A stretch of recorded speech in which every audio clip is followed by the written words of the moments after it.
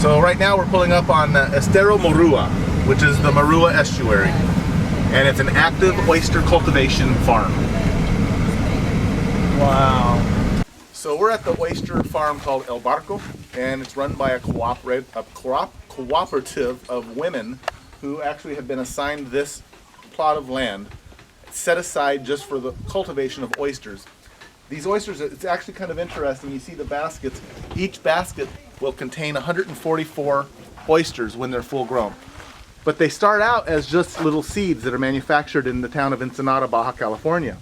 They're cultivated, the DNA from the oysters.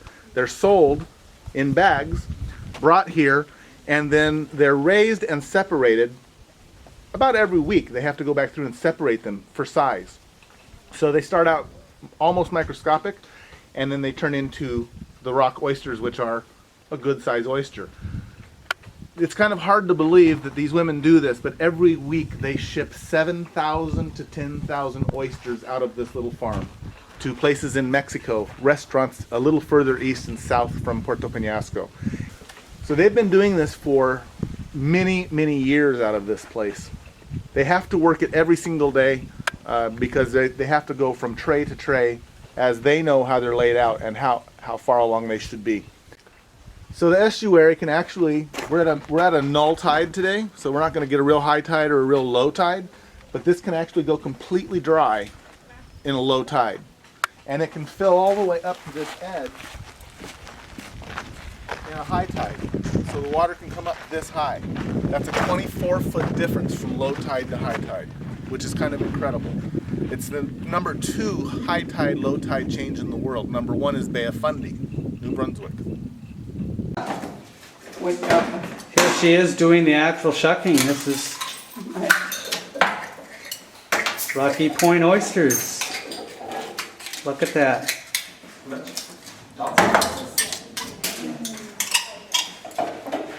$15 Russ, what did you go and do now? What you go and do? Ah, shucks.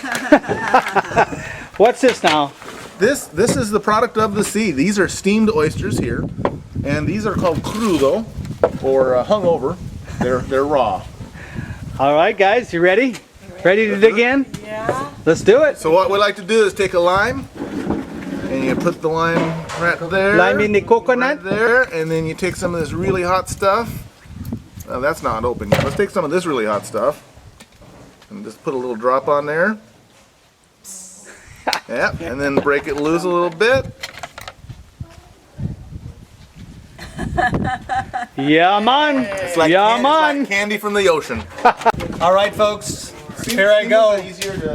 First time I will ever have Rocky Point oysters. And I will I'll forego the hot stuff. You know? I'll just hang with the steamed fish here. Manny, you better eat some of these raw ones. I know. I just want to try these first. Okay, Russ, where are we headed now? Well, right now we're on Sinaloa Boulevard. Sinaloa is also a state in Mexico, by the way. We're going to cross the railroad tracks and head into a center part of town. This is typical Mexican town. It's kind of cool.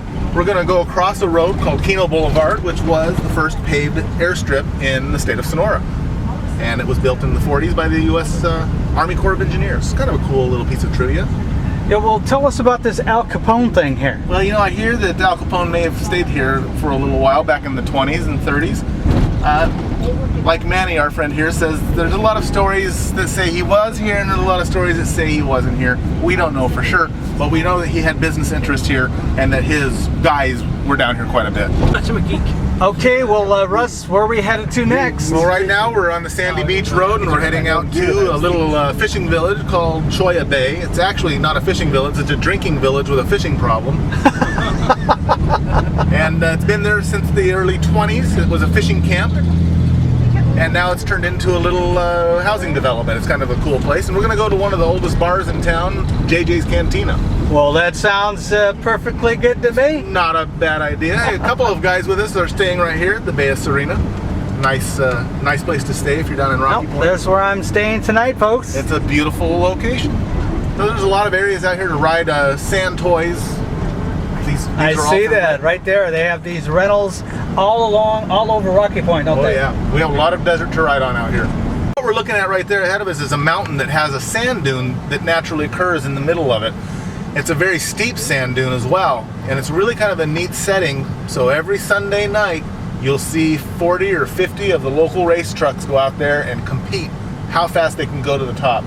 Wow. It's actually really cool because there's no lighting out there, and they like to run at night because during the summer it's kind of warm.